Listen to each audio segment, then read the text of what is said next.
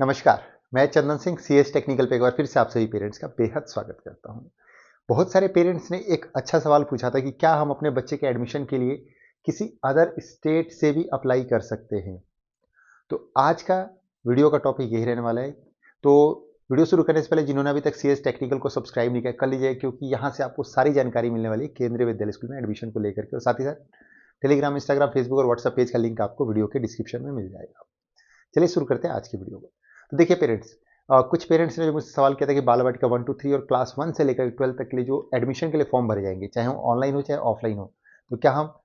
जहाँ पे एडमिशन चाहते हैं अगर उस टाइम पे वहाँ पे नहीं है, तो क्या हम अदर स्टेट या अदर डिस्ट्रिक्ट या अदर सिटी से हम अप्लाई कर सकते हैं अपने बच्चे के एडमिशन के लिए? तो इसका आंसर है यस। पहली बात, अब कैसे कर सकते हैं ये मैं आपको थोड़ा सा बताना चाहूँगा। देखिए, सबसे पहले हम बात कर लेते हैं ऑनलाइन फॉर्म की, जो कि उम्मीद है कि बाल वाटिका 1 के लिए जो ऑनलाइन फॉर्म भरा जाएगा और साथ ही साथ क्लास 1 के लिए ऑनलाइन फॉर्म भरा जाएगा, ठीक है। और अगर कोई बदलाव हुआ तो मैं आप लोगों से शेयर कर दूंगा, लेकिन फिलहाल के लिए ये है कि लास्ट ईयर की गाइडलाइन के अकॉर्डिंग बाल वाटिका 1 और क्लास 1 के लिए ऑनलाइन फॉर्म भरा जाएगा, और बाल वाटिका 2 और 3 और साथ ही साथ क्लास 2 से लेकर के आगे क्लासेस के लिए ऑफलाइन फॉर्म भरा जाता है। तो पहले हम ऑनलाइन की बात कर लेते हैं, उसके बाद हम ऑफलाइन की बात करते हैं। देखिए दोस्तों, जब क्लास 1 के लिए या बाल वाटिका 1 के लिए जब फॉर्म भरे जाएंगे ना ऑनलाइन, तो आप ऑल ओवर इंडिया में कहीं पे भी हैं तो वहाँ से आप अपने बच्चे के एडमिशन के लिए फॉर्म भर सकते हैं ऑनलाइन। क्योंकि वो ऑनलाइन होता है, आपको बस केवीएस के ऑनलाइन पोर्टल पे जाना है, वहाँ पे सारे डिटेल्स भरने हैं और जो भी रिक्वायर्ड डॉक्यूमेंट है वो आपको अपलोड करना होता है, उसके बाद फॉर्म सबमिट करना होता है। इस तरह से आप अपने बच्चे के एडमिशन के लिए फॉर्म भर देते हैं। तो उसके लिए कोई ज़रूरी नहीं है कि एग्जाम्पल के लिए आप किसी रुड़की के या मेरठ के केंद्रीय विद्यालय स्कूल में आप अपने बच्चे को पढ़ाना चाहते हैं, आपका रुड़की या मेरठ का ही एड्रेस है, लेकिन फिलहाल में आपका होम टाउन कहीं और है, मान लीजिए उत्तराखंड में नैनीताल या कहीं और आपका अगर घर है, और लेकिन आपका बच्चा जो है मेरठ में या रुड़की में पढ़ने वाला है, तो आप वहाँ के स्कूल में एडमिशन के लिए अप्लाई कर सकते हैं। लेकिन ध्यान रहे कि जहाँ के भी आप स्कूल में एडमिशन के लिए अप्लाई करेंगे, वहाँ का आपके पास एड्रेस प्रूफ होना चाहिए।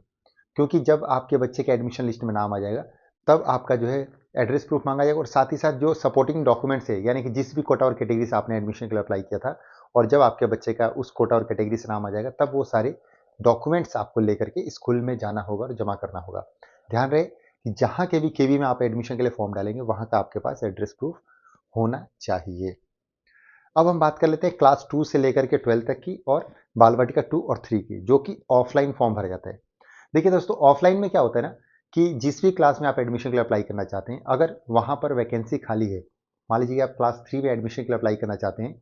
तो जिस विद्यालय में आप अप्लाई करना चाहते हैं, अगर वहाँ के विद्यालय में वैकेंसी खाली होगी, तो जाहिर सी बात है वहाँ के नोटिस बोर्ड पे आपको पता चल जाएगा कि हाँ, क्लास 3 में जो है इतनी वैकेंसीज खाली है और आप अपने बच्चे का दाखिला कराना चाहते हैं। तो अगर आप अपने बच्चे का दाखिला कराना चाहते हैं, तो सबसे पहले आपको स्कूल से एक फॉर्म मिल जाएगा, वो आपने फॉर्म भरना है। कैसे भरना है इसके ऊपर मैं बाद में वीडियो बनाऊंगा जब एडमिशन स्टार्ट होंगे। फिलहाल में मैं आपको बस तरीका बता रहा हूँ कि वो आपको फॉर्म भरना होता है। साथ ही साथ जिस भी कोटा और कैटेगरी के लिए आप एलिजिबल हैं, वो सभी डॉक्यूमेंट्स का जीरोक्स कॉपी जो है आपको साथ में एप्लीकेशन फॉर्म के साथ अटैच करना होता है। साथ ही साथ आपके बच्चे का आधार कार्ड जाएगा, और आपका बर्थ सर्टिफिकेट जाएगा, बच्चे का पासपोर्ट साइज फोटो उससे एप्लीकेशन फॉर्म पे लगता है। और बाकी अदर अगर आप कास्ट कोटा वगैरह लगाते हैं या और कोई कोटा लगाते हैं, बीपीएल वगैरह मान लीजिए कि आप यूज़ करते हैं, तो उन सब की आपको जीरोक्स कॉपी लगानी पड़ेगी। इस तरह से वो जो बंच बनेगा आपके बच्चे के एप्लीकेशन फॉर्म के साथ, वो सारा आपको स्कूल में जमा करना होता है। कई बार क्या होता है कि मान लीजिए कि जब एडमिशन चलते हैं, तो बहुत सारे पेरेंट्स जब स्कूल की छुट्टियां पड़ जाती हैं, तो क्या होता है कि अपने होम टाउन में चले जाते हैं छुट्टियां मनाने के लिए। उस टाइम पे अगर एडमिशन होते हैं, तो पेरेंट्स बोलते हैं कि हम अभी फॉर्म कैसे जमा करें। तो इस कंडीशन में आप क्या कर सकते हैं कि आप जो है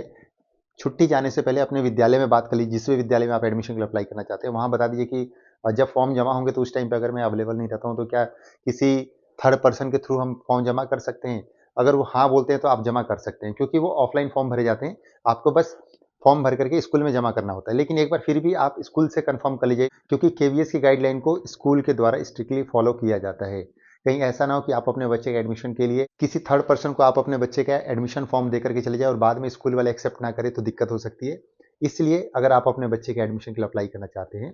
तो सबसे पहले आपने स्कूल से क्लियर कर लेना है कि उस टाइम पे आप वहाँ पे अवेलेबल नहीं रहेंगे, तो आप पहले स्कूल से क्लियर कर लें। उसके बाद ही जो है आप फॉर्म किसी और को दे करके जाएं, ताकि आपके बच्चे का जो एडमिशन फॉर्म है सही से स्कूल में जमा हो जाए। ध्यान रहे दोस्तों, जिस भी कोटा और कैटेगरी से आप एडमिशन के लिए अप्लाई करेंगे, सभी सपोर्टिंग डॉक्यूमेंट जो है उसी टाइम जीरोक्स करके सेल्फ अटेस्टेड करके आपको बंच बना करके स्कूल में देना होता है। ठीक है। बाकी इसके ऊपर मैं आगे और भी बहुत सारी वीडियोज़ लेके आऊँगा, एक एक चीज़ आपको समझाऊँगा कि किस तरह से आपने फॉर्म भरना है, क्या करना है, कौन कौन से डॉक्यूमेंट्स आपने अटैच करने हैं, किस तरह से करना है, ये सारी चीज़ें आपको फ्यूचर में आने वाले टाइम में आपको मिलने वाली है। तो ये एक जो डाउट था पेरेंट्स का कि क्या हम कहीं और से भी अपने बच्चे के एडमिशन के लिए फॉर्म भर सकते हैं, बिल्कुल भर सकते हैं, लेकिन जो मैंने आपको बता दिया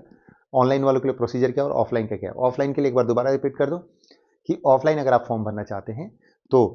ध्यान रहे कि आपने पहले स्कूल से कंफर्म कर लेना है कि क्या किसी थर्ड पर्सन को अगर आप फॉर्म दे करके जाते हैं, अगर आप उस टाइम पे प्रेजेंट नहीं है